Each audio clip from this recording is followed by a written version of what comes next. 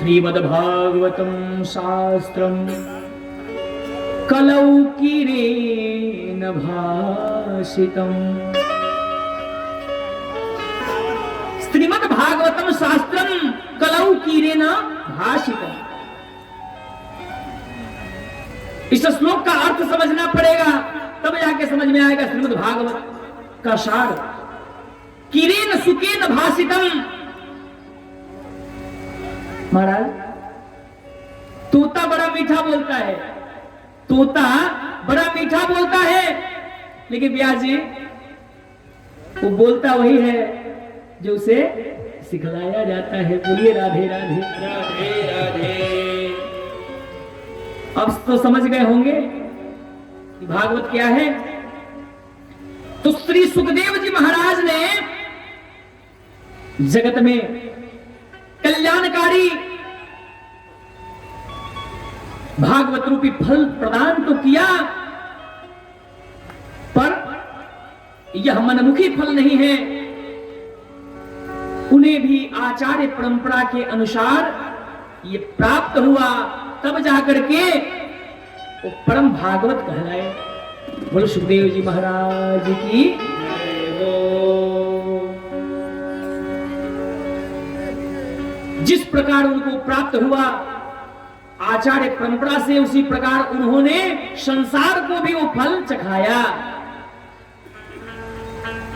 तो महाराज, जब महाराज परीक्षित के सामने मृत्यु का भय सताने लगा,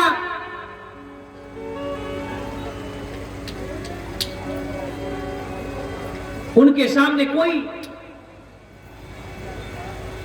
जब उनके सामने कोई ऑप्शन नहीं था, कोई किसी भी प्रकार का कोई विकल्प मौजूद नहीं था, 7 दिन में मरना सुनिश्चित हो चुका था,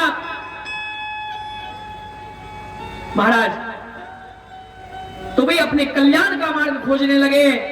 उसी समय महामुनि सुखदेव जी का शुभागमन हुआ, प्रकट हो गए और श्री सुखदेव जी महाराज ने परम भागवत परम संहिता, श्रीमद् भागवत संहिता के द्वारा महाराज परीक्षित को मुक्त कर दिया। जैसे ही गंगा के तट पर सुखदेव जी भागवत संहिता का प्रवचन करने के लिए विराजमान हुए, कल मैं बता रहा था ना, कथा आ गया, ध्यान से सुनिए। जैसे ही देवताओं को पता चला कि श्री सुखदेव जी महाराज राजा परीक्षित को श्रीमद् भागवत का कथामृत का रसपान कराने के लिए जा रहे हैं, स्वर्ग को छोड़ के इंद्रादि सभी देवता दौड़ पड़े। दौड़ते हुए उनके हाथों में क्या था, सुन के आपको आश्चर्य होगा माता जी, अमृत का घड़ा। क्या था, थोड़ा जोर से बोलिए, क्या था हाथ में? अमृत का घड़ा। आज जो कथा हो रहा है, कल हम आकर के पूछेंगे कि कल की कथा में क्या क्या आपने श्रवण किया। अरे हमारे उत्तर प्रदेश बस्ती, सुल्तानपुर, गोंडा, झांसी, मध्य प्रदेश में भिलवाड़ा, जबलपुर, करौंधी, इस सब क्षेत्र में इस प्रकार की कथा होती है कि भक्त लोगों का स्थान फिक्स है, उस स्थान पे कोई नहीं बैठता। यहाँ पे तो भक्त आज है, पता नहीं 5 मिनट उठ के भाग जाए। बोलो राधे राधे राधे राधे। तो वहां पे इस प्रकार की कथा होती है। पूरा जो मंच, जो सत्संग का पंडाल होता है, पूरे भीड़ में तब्दील हो जाता है। ऐसी भी कथा होती है जो हर एक सीट का टिकट में लगता है, तब कथा श्रवण करने का शुभ अवसर प्राप्त होता है। बोले भागवत भगवान की जय हो। तो महाराज सुखदेव जी महाराज को देवताओं ने देखते ही साष्टांग प्रणाम किया और अमृत का कलश देते हुए कहा, हे सुखदेव जी महाराज, आप कृपा करके, राजा परीक्षित को क्या चाहिए? मृत्यु से मुक्ति ना हम देंगे। महाराज ये अमृत का कलश लीजिए ना, अरे पिला दीजिए राजा परीक्षित को। बहुत ध्यान देने जो की बातें हैं व्यास जी, समझना पड़ेगा तथ्य को। देवता लोग अमृत का घड़ा लेकर के खड़े हैं और सुखदेव जी महाराज श्रीमद् भागवत की कथा रसामृत कथामृत का रसपान कराने के लिए खड़े हैं। दोनों लोग खड़े हैं, एक के हाथ में श्रीमद् भागवत कथामृत है और दूसरे के हाथ में केवल अमृत का घड़ा है, कलश है। बताइए, जिसके हाथ में अमर होने का वरदान है यानी कि अमृत है, वो सब कह रहे हैं कि ये अमृत का घड़ा ले लीजिए, लेकिन हमें श्रीमद् भागवत का ये जो कथामृत है कृपा करके हमें प्रदान कर दीजिए। महाराज, हे महाराज, इस श्रीमद् भागवत कथामृत का स्थान देख रहे हैं ना, देवता लोग भी इस कथामृत के लिए तरसते हैं। सूत जी महाराज सौनकादि ऋषियों से कहते हैं, ऐ सौनकादि ऋषियों, ये कथामृत इस कलयुग के समस्त मनुष्यों के लिए, समस्त प्राणियों के लिए बना हुआ है, जो देवताओं को भी दुर्लभ है। सूत जी महाराज यहाँ सौनकादि ऋषियों 88,000 ऋषियों के समक्ष ये कथा नैमिषारण्य की तपोभूमि पर श्रवण करा रहे हैं। ये महाराज, और आपके इस गांव में हम श्रीमद् भागवत की कथा लेकर के आए हैं, और देखिए तो कितने लोगों को ये अच्छा लग रहा होगा ये तो मुझे नहीं पता, लेकिन संख्या बता रही है। महाराज, अच्छा जो सामान होता है ना, बाजार में थोक के भाव से नहीं मिलता, उसको जा करके ढूंढना पड़ता है।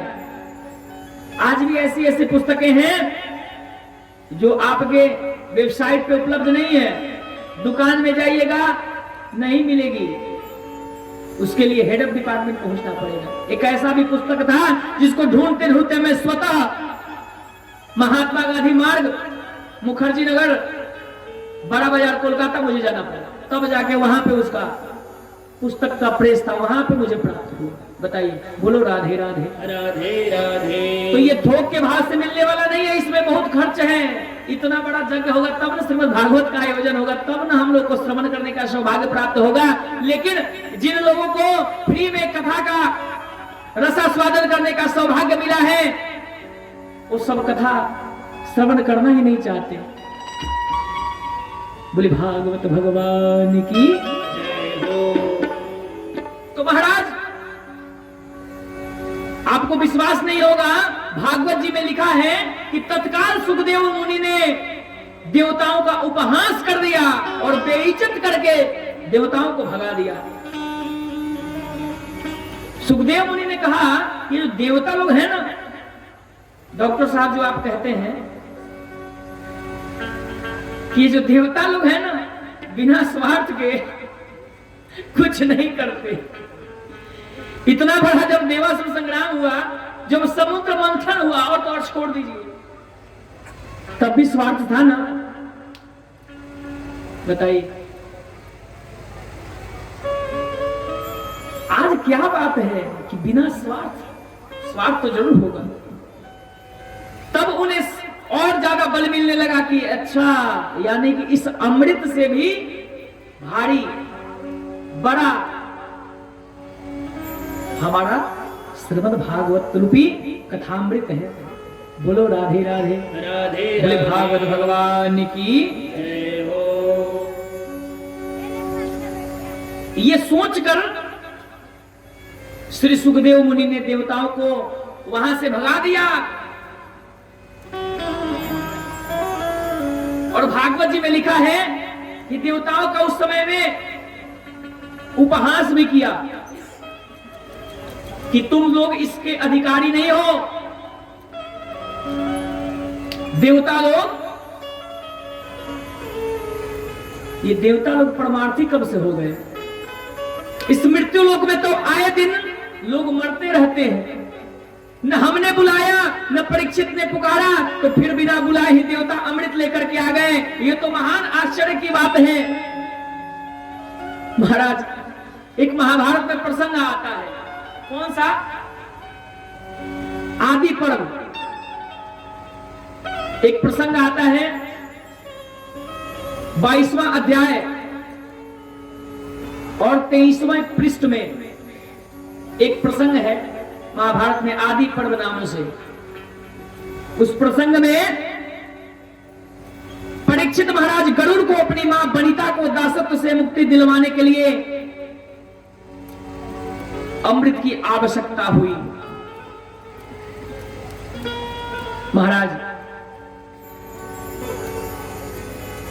सुखदेव जी महाराज राजा परीक्षित से यह कथा श्रवण करा रहे हैं कि यह परीक्षित, एक समय आया जब गरुड़ को अपनी मां वनिता के लिए दासत्व से मुक्ति दिलाने के लिए अमृत की आवश्यकता पड़ी।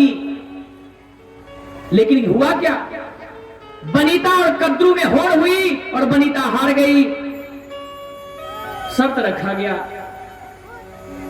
शर्त कद्रू ने रखा क्या कि यदि तुम स्वर्ग से अमृत ला करके हमें दे दो तो हम अपने दासत्व से तुम्हें तात्काल ही मुक्त कर देंगे। बोलो राधे राधे राधे राधे। महाराज मां दासी है, इसलिए उनके पुत्र गरुड़ को भी दास बन करके रहना पड़ता है और सर्पों की सेवा करनी पड़ती है। सभी सर्प गरुड़ के सिर पर सवार होकर कहते हैं उड़ो, तो जहां कहें उड़ना पड़ता है, वहां जाना पड़ता है। गरुड़ ने अपनी माता जी से कहा, हे मां, मैं इतना बलिष्ठ हूं, इतना बलवान हूं, फिर भी मुझे इन सर्पों का आदेश का पालन करना पड़ता है, इनकी दासता करनी पड़ती है, मैं क्या करूं मां? इस दासत्व से छुटकारा कैसे होगा मां? महाराज सर्पों की सेवा, वो भी गरुड़ होकर सर्पों की सेवा करना। आप सोच सकते हैं गरुड़ को देखते ही सर्प भागने लगते हैं, लेकिन यहां पे मां के दासत्व के चलते ये सब कुछ करना पड़ता है। महाराज मां ने जब कहा कि तुम्हें स्वर्ग से जाकर के अमृत का घड़ा लेकर के आना पड़ेगा, गरुड़ जी ने सोचा कि अब तो मुझे अपनी मां के लिए अमृत का कलश, अमृत का घड़ा अब तो लाना ही पड़ेगा और कद्रू को देना ही पड़ेगा, नहीं तो मेरी मां की जो है दास्ता, इससे छुटकारा कैसे मिलेगा। महाराज तब गरुड़ जी स्वर्ग का अमृत लेने गए, लेकिन हुआ क्या? देवराज इंद्र ने वज्र लेकर के युद्ध की चुनौती दे डाली। सुखदेव जी महाराज परीक्षित को कथा सुना रहे हैं कि देवता लोग ये सब स्वार्थी लोग हैं, इसलिए तो मैंने कहा कि अपने स्वार्थ के लिए आपको मनुष्य रूप में यहां पे भेजे हैं और आप उनका कार्य नहीं कर रहे हैं। महाराज जब देवराज इंद्र ने वज्र लेकर के युद्ध की चुनौती दी और कहा तुम अमृत को हाथ नहीं लगा सकते, तो गरुड़ जी ने देवताओं से कहा, हे देवताओं, आज जो है अपने मां के लिए मैं सब कुछ करने को तैयार हूं। आज आप सभी देवता मिलकर भी इस गरुड़ को रोक नहीं सकते। यूं कहते कहते गरुड़ ने हठात बलपूर्वक अमृत का कलश देवताओं से छीन लिया। तब इंद्र घबराते हुए हाथ जोड़ करके बोले, भाई एक बात करो, तुम जिन सर्पों के लिए अमृत लेकर के जा रहे हो, यदि उन्होंने अमृत पी लिया तो सर्वनाश हो जाएगा। तब दोनों के बीच समन्वय हुआ। गरुड़ ने अमृत ला करके सर्पों को दे दिया, दासत्व से मां को मुक्त किया और उसी समय इंद्र आकर के और अमृत का अपहरण करके अंतर ध्यान हो गए। बोलो राधे राधे। तो ये कथा जो है श्रवण करा रहे हैं सुखदेव जी महाराज किसे? राजा परीक्षित को। कहने का मतलब ये है, कहने का अभिप्राय, हमें इस कथा से ये सीख मिलती है कि जब गरुड़ को आवश्यकता थी अमृत का, तब भी देवताओं ने अमृत नहीं दिया। और आज क्या बात है कि बिना मांगे बिना पुकारे आज देवता लोग अमृत का घड़ा लेकर के राजा परीक्षित को देने आ गए। यानी कि अमृत के सामने श्रीमद् भागवत कथामृत अधिक ताकतपूर्ण है, बलशाली है, उसकी महत्ता उससे कहीं अधिक है। इसलिए प्रपाशामो वयं शर्वे श्रीमद्भागवतामृतम। जब देवताओं ने ये प्रस्ताव रखा तो उस समय सुखदेव जी बहुत जोर जोर से हंसने लगे, देवताओं का उपहास भी किया और भगा दिया। उन्हें भागवत कथामृत का अनाधिकारी समझा। यूं कहें कि आप अधिकारी नहीं हो, राजा परीक्षित मेरा अधिकारी है, इसे मैं कथा श्रवण करा सकता हूं, लेकिन आप लोगों को नहीं। महाराज, स्वार्थी व्यक्ति यदि तुम्हारे फायदे की ज्यादा बात करने लगे, स्वार्थी व्यक्ति जब आपकी फायदे के लिए जब ज्यादा बात करने लगे तो सावधान हो जाना चाहिए। बोलो राधे राधे। भाई क्या बात है कि इतना बड़ी बड़ी बातें कह रहा है, टाटा अंबानी बनाने की बात कह रहा है, कुछ तो बात होगी इसमें। तो देवताओं ने पहला फायदा तो परीक्षित का बतलाया कि महाराज इसे अमृत पिला दीजिए, अमृत को प्राप्त हो जाएगा। सावधान हो गए उसी समय सुखदेव जी महाराज। उनको पता था कि अमृत जो है कोई साधारण वस्तु तो है नहीं, समुद्र मंथन किया गया, उससे प्रकट हुए 14 रत्नों में सबसे दिव्य रत्न अमृत प्रकट हुआ, जिसके बंटवारे को लेकर बड़ा भयंकर देवासुर संग्राम भी हुआ। और ऐसा दुर्लभ अमृत आज देवता अपने आप लेकर के हमारे यहाँ मौजूद है। कुछ तो राज है, कुछ तो बात है, लेकिन परंतु जब इसके बदले में भगवतामृत मांगा, इसी से आप समझ लीजिए कि वह अमृत इतना दुर्लभ है, तो यह भगवतामृत कितना अद्भुत होगा। बोले भागवत भगवान की जय।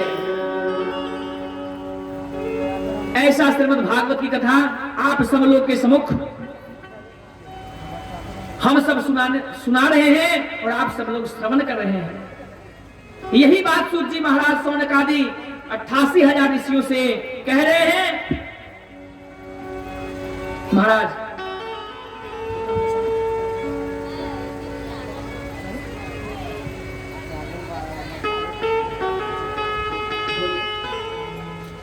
एक आवश्यक सूचना, एक दूसरी के बच्ची की पर्स गायब हो चुकी है, यानी मेला में गिर गया है। अगर किसी पुरुष या महिला को मिला हो तो कृपया करके पर्स उसका दे दे, उसमें 500 रुपया है। एक बच्ची का पर्स गिरा है मेला में, जिसमें मात्र 500 रुपया है। अगर किसी व्यक्ति को मिला हो, किसी बच्चे को मिला हो, किसी महिला को मिला हो, तो कृपया करके भागवत भजन स्टेज पर पहुंचाने का कष्ट करें।